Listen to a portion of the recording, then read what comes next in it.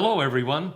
I am Mickey Ibarra, founder and chairman of the Latino Leaders Network, celebrating 18 years of bringing leaders together since 2004. I am delighted to serve as your Cinco de Mayo program host today. The Cafecito series is a new digital platform designed to educate, inspire, and prepare the next generation of leaders. We will present our Rising Star Award, followed by convening an intergenerational conversation with two outstanding leaders. We are so excited to present the Rising Star Award to today's honoree, Natalie Montelongo, Deputy Director of the Office of Political Strategy and Outreach at the White House for President Biden. Following Natalie's remarks, she will be joined by Regina Montoya, former White House senior official for President Clinton, and Ken Trujillo of the Latino Leaders Network Board of Directors.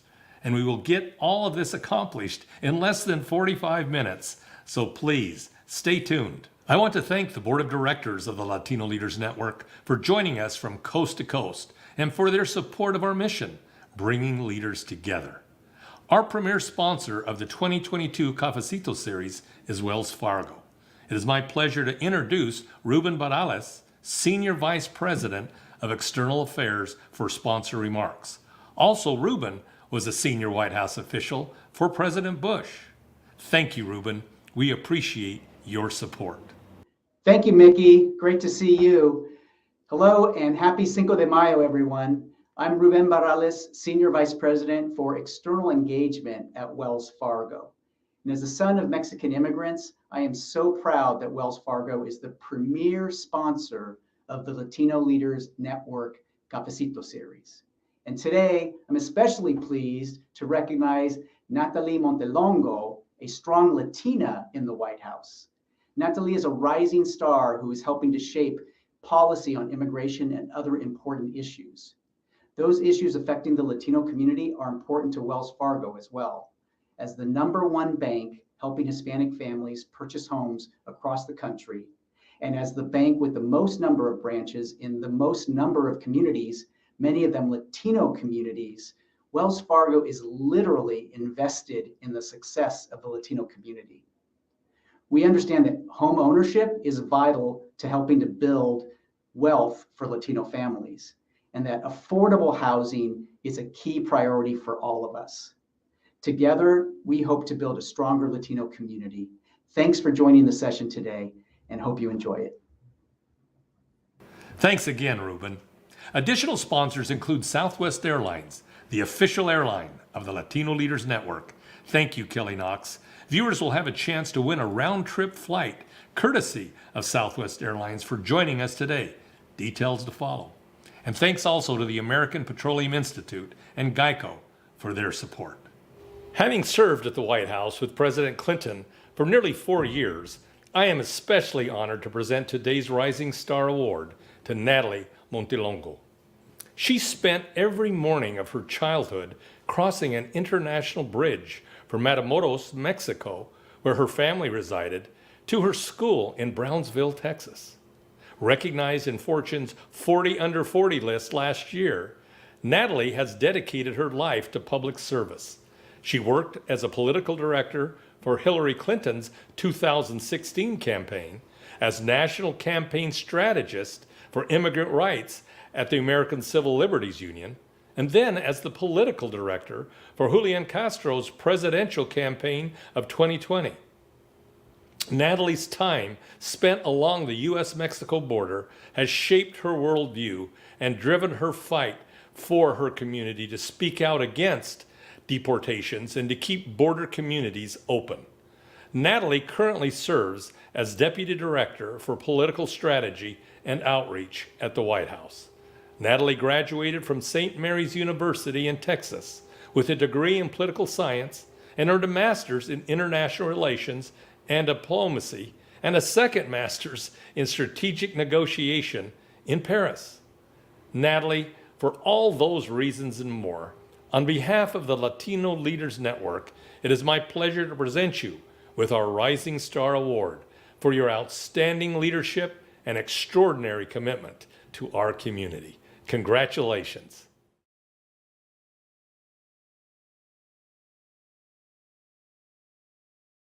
Thank you, Mickey, so much. And thank you to the Latino Leaders Network for creating space to recognize and uplift leaders in our community. When I first heard that I was receiving this award, I couldn't help but think of all of the wonderful people who have helped me in my career along the way, including Secretary Julian Castro and my current boss and mentor, Emmy Ruiz. And then, of course, I couldn't think of my own family, specifically my grandmother, Soledad, who I dedicate this award to. My grandmother grew up in Mexico, Victoria, Mexico. And at a very young age, she had to drop out of school in fifth grade to help raise her siblings.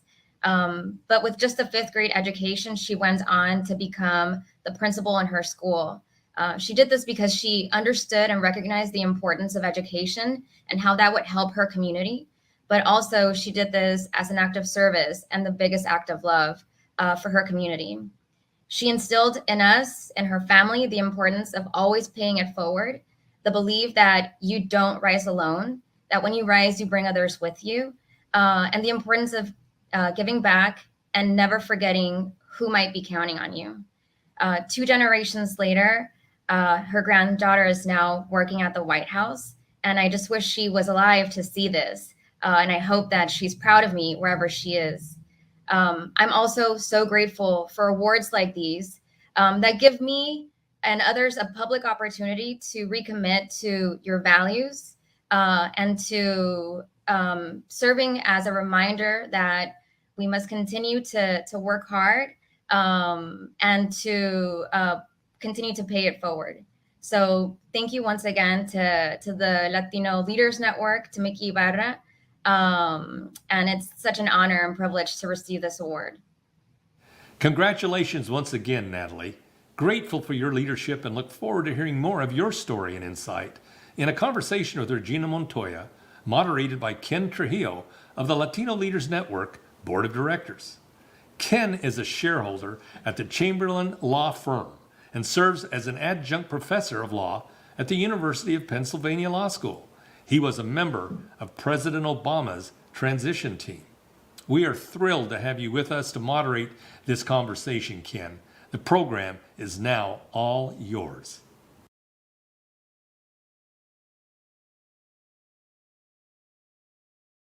It's my pleasure to reintroduce to you the honoree, Natalie Montelongo, the Deputy Director of the Office of Political Strategy and Outreach at the White House.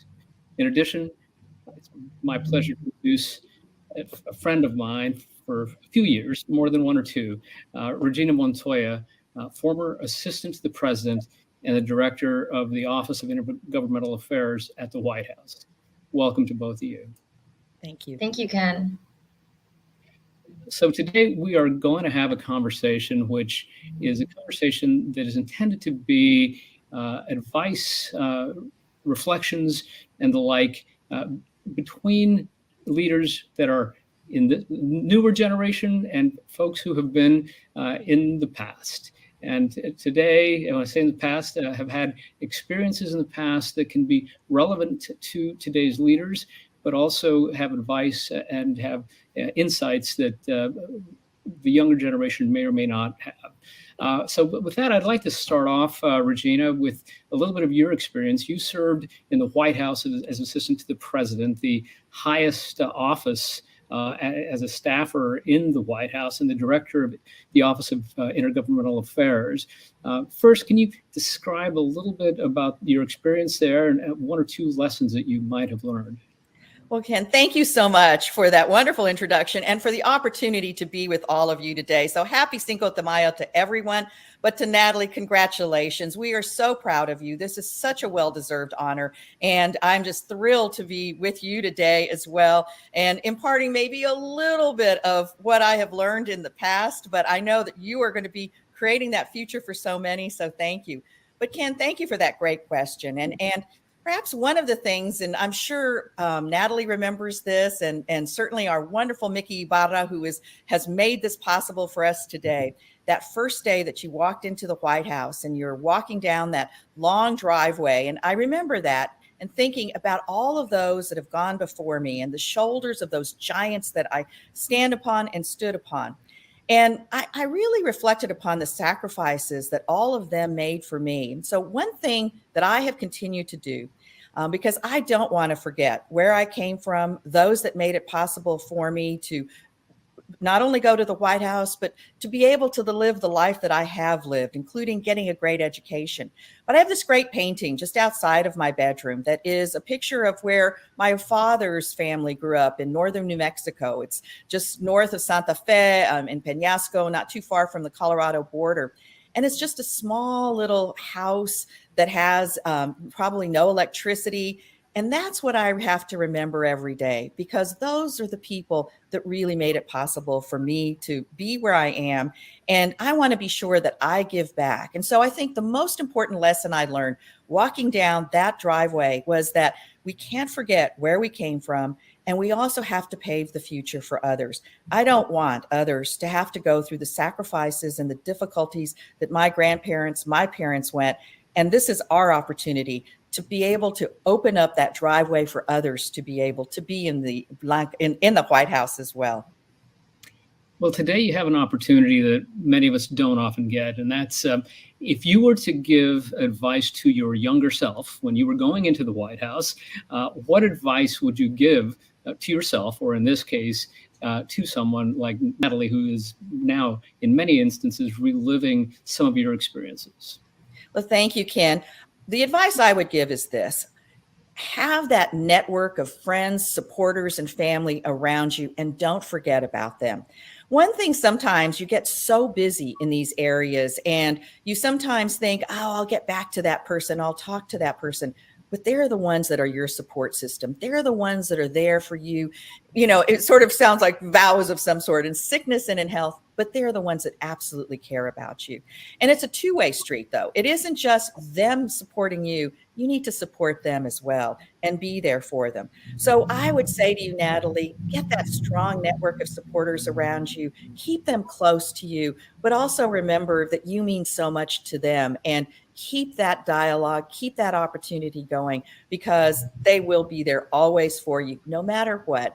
And I have to say, as much as we love being in the White House forever, it isn't something that lasts forever. So remember, there will always be those people there that have been there for you, always there for you. So don't forget about them, and pick up that phone, send that email, do the text, whatever. And I'm sure other areas that probably just now really dates me on this, but keep them close to you.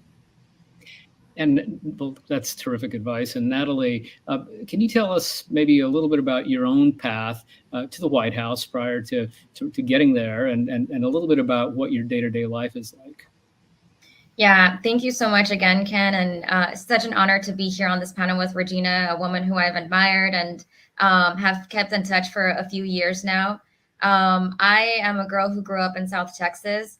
Both of my parents are naturalized citizens, Mexican, and I'm first gen. And so, you know, working at the White House was something that always felt like a dream that I was not going to be able to accomplish or achieve. I grew up thinking that the only career paths for me were maybe be a doctor or a school teacher. The world of politics was something that was so completely far removed from, and that I didn't know a lot about. So if you had said to me, one day you're going to be a political director on a campaign, I would have not known what that meant.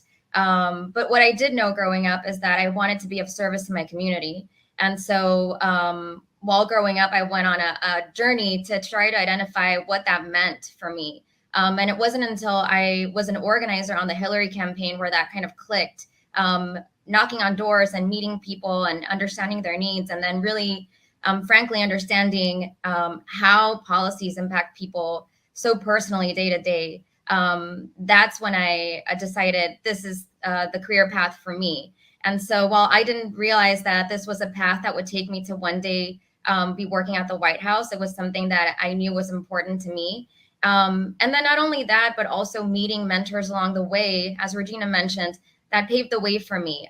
My current director and my boss at the White House, Emmy Ruiz, is also from South Texas. We met on the Hillary campaign. And when I met her, I knew that we shared core values. And so she opened the door for me in many ways, and is one of the reasons why I'm here now. And many of us over the years, and especially when we were young, volunteer in many different capacities. And I was curious about your own initial involvement on the campaign. How did you start, and how did you continue to work up that path? You know, it's interesting. I actually was working for the Obama administration at the U.S. Trade Rep's office when I decided to quit my job and move to Nevada to be an organizer and really start from the very bottom. And so I craved interaction with my community. I organized in an area called East Vegas, which is very transient, first generation, Spanish speakers only. And that's where I really learned the values of organizing and connecting with people directly. And frankly, connecting with a community that sometimes goes unnoticed. And so that for me really created my values. So, you know, now that I think back on whenever I make decisions in my career, in my life, I go back to my days of organizing in Nevada and think, you know, how will this impact the people that I care about? You know, those people that I knocked on doors, that I had many conversations with. And so that's where my journey really began. Even though I had already kind of worked on in the administration, I feel like that person-to-person connection was so valuable to me and really shaped the rest of my career. I'm a native of northern New Mexico, not Peñasco, but more by Cañones, New Mexico. Natalie, you're from Texas, a first gen, and obviously Regina, we have very similar backgrounds. Interestingly to me, many of the Latinos that I've met in DC and throughout the country that have been in and that are in government positions and in politics come from very challenged backgrounds, as I think certainly I did. What has your background, I'm asking this to both of you, what has your culture and your background contributed to you and to your paths to the White House? And maybe, Regina, if you can start with that question. Sure can. You know, I am the granddaughter of immigrants from Mexico, and they, as many immigrants who have come to this country, came with just barely what they could carry, the clothes on their back, couple suitcases or bags and of what they had, and that was about it. And they started here with their family. My mother was just someone who has been an inspiration to me. And she grew up in a very small town in New Mexico, sort of more in the central part, Tucumcari, not too far from Albuquerque and Amarillo in the middle. And when she was growing up, girls, young women didn't have the kinds of opportunities, and especially with her dad, who perhaps culturally felt that he wanted to be there to protect her at all times. And she wanted to be a nurse, but that wasn't going to be a possibility because she wasn't going to be able to leave home. But she was National Honor Society. She had all these honors, but she didn't really, there were no expectations for her to be able to go to college.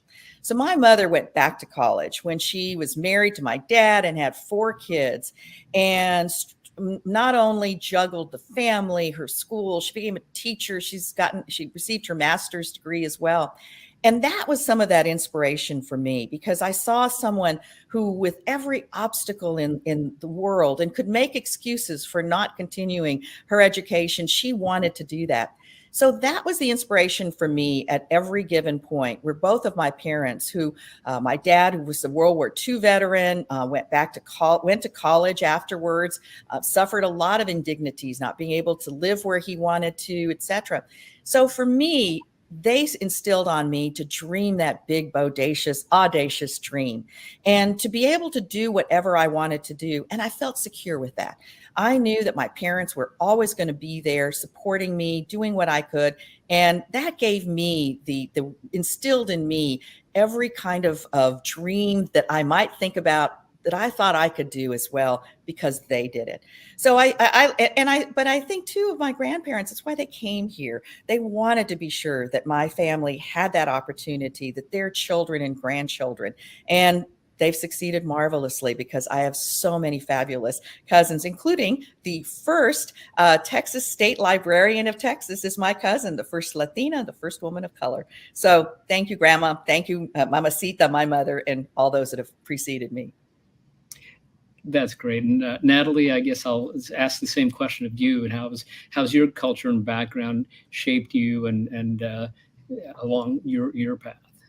I thank you. I agree with Regina. I think my parents and my grandparents really have shaped a lot of who I am today.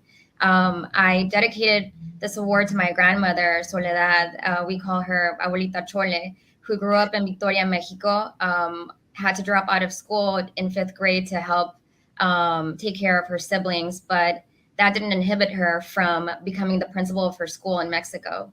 And so that taught me and has taught me and my cousins and my parents a key learning lesson is there are no limitations to what you can do, and if you set your mind to something, you can accomplish it. And the other big learning lesson is what she did was, I feel, the biggest act of love to her community, knowing the importance of education and how that would impact the children in her community, and then instilling in us, paying it forward, and always bringing and building community and synergies where you live, because you alone cannot succeed if the people around you also don't succeed. And so those are kind of key things that I've carried with me since I was young. I wish she was here now to see that I'm working in the White House. I don't think that would have ever been something that she thought would happen in just 2 generations. But her key stories and her values are things that we carry as a family, and then I hope I will pay forward too. Thank you. That's terrific. And Regina, one question, and I'm going to have the same question, Natalie, for you, which is, many people think, if they think about working in the White House, maybe they think about the West Wing if they're of a certain age or have other kinds of views. I'd be interested in hearing a little bit, because your position in particular was one in which you, Regina, you were interacting on a daily basis with governors, with mayors, with officials from all around the country. Can you give us a snippet of what your day-to-day life in the West Wing was like?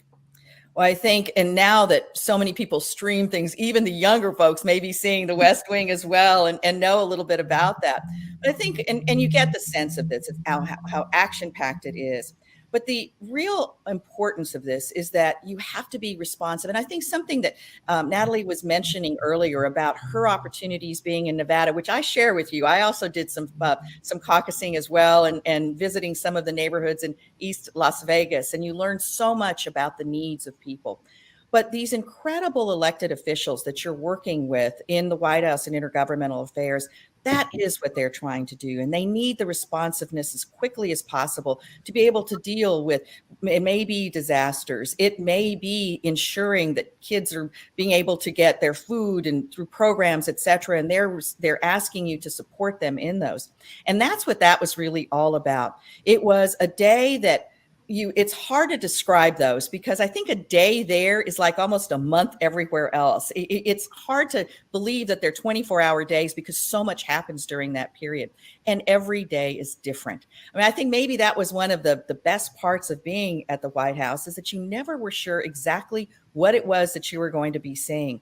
But in those important ones, and this is why it's so important that Natalie is where she is that she is able to give voice to not only responding to those that are asking for support from the federal government, from the White House on issues, but also being able to convey to others from your own experiences what those issues are that we should be thinking about proactively.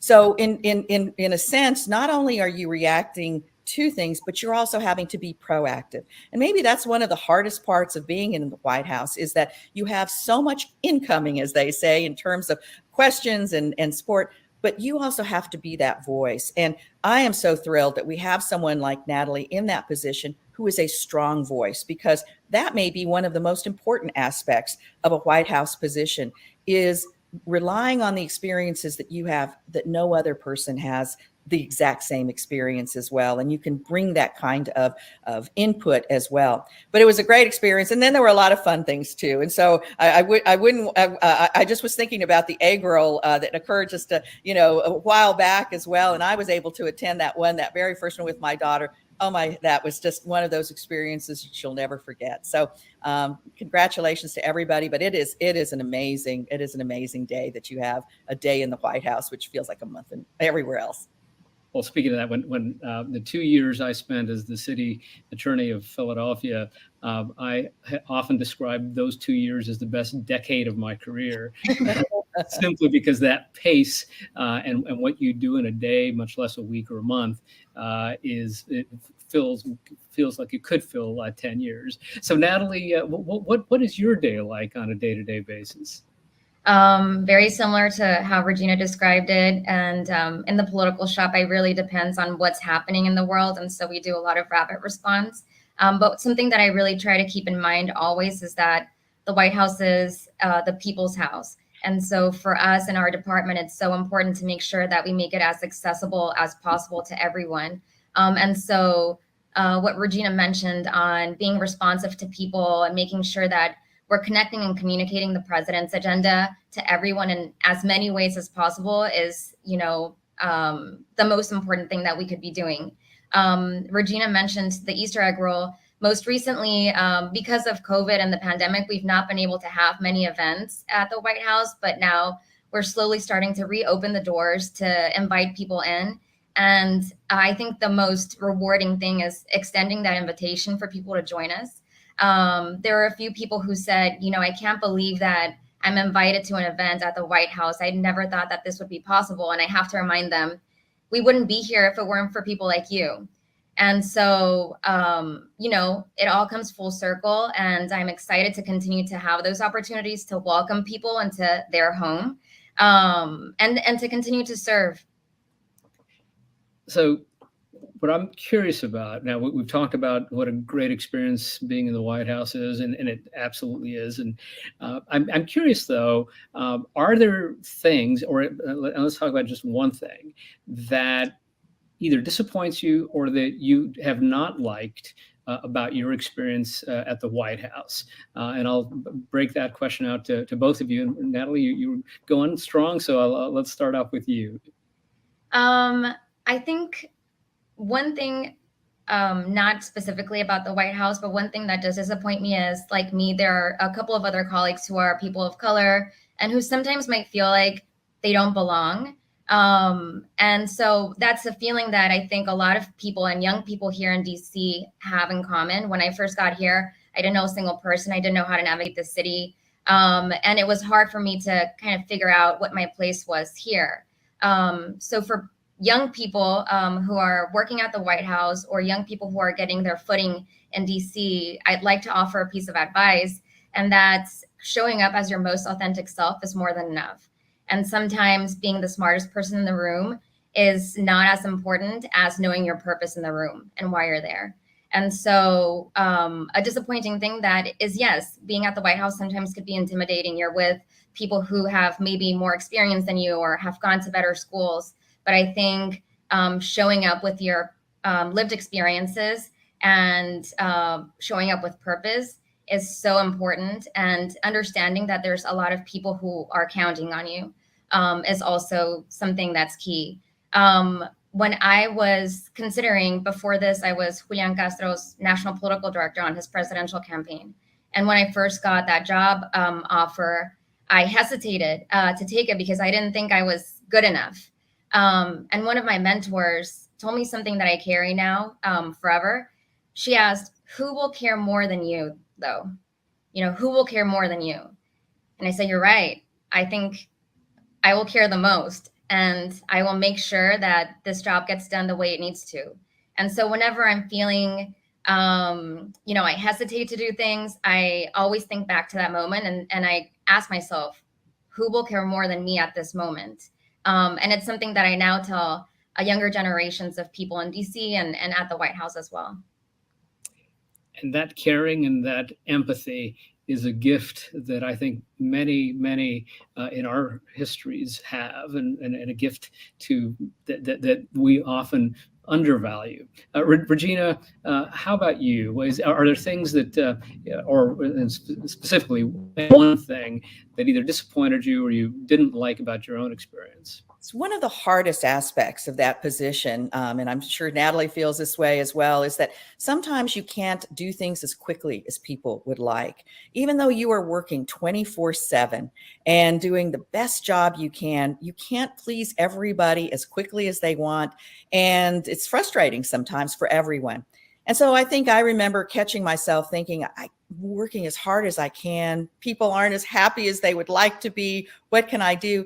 And I think you have to go back to what Natalie has said, is that you have to remember your authentic self, who you are, and just believe in yourself and understand you're doing the best you can. This is your opportunity because of all of those that have struggled to give you this opportunity. So to continue. And so I'm going to take a word that came from one of the hearings for Justice Ketanji Brown Jackson that was actually a response to Senator Padilla's question. And that is, he said, what is the kind of advice that you would give to younger people? And she told a story of the time that she felt she was at the Harvard Yard in the middle of this incredible institution. And she's thinking, should I be here or not?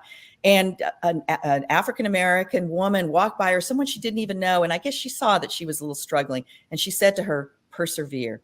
And so that would be what I would leave for others too, is that keep doing what you're doing. You're not always going to be able to please everybody as quickly as they want in the way they want, but persevere, because you are making that difference to all of the folks behind you.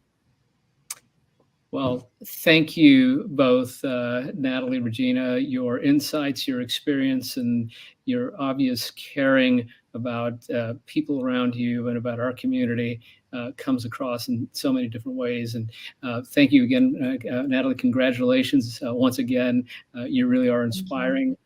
And thank you all for spending time. Thank you, Ken. Thank you, Ken, for those great questions, and to the extraordinary Mickey Ibarra and to the Latino, to this series. This is just an amazing one. So thank you. And Natalie, congratulations. Ken, thank you for this great opportunity. Thank you all so much. Thank you, Natalie, Regina, and Ken, for your participation and for inspiring us today with your knowledge and wisdom. And of course, we appreciate our sponsors who made this program possible: Wells Fargo, Southwest Airlines, Geico, and the American Petroleum Institute. To end the program, we ask you to view a 60-second video promoting Latino Leaders Speak, our book, and the companion curriculum guide located on our website, along with a calendar of future events. Thank you for joining us today. More and more of America's school children are Latino, 25% nationwide and growing fast. There is a need for Latino role models, inspiring heroes, and outstanding leaders in the classroom. The Latino Leaders Network and the California Global Education Project have partnered to make a unique curriculum guide. It will engage students to learn about the powerful stories of Latino leaders in contemporary society. These stories inspire us to be better members of our community, of our nation, and the world. Our goal is to inspire the next generation of leaders from high school to early college. Help us get the word out to educators. Let them know of this valuable new resource. Urge them to get it into our classrooms, and it's all free of charge.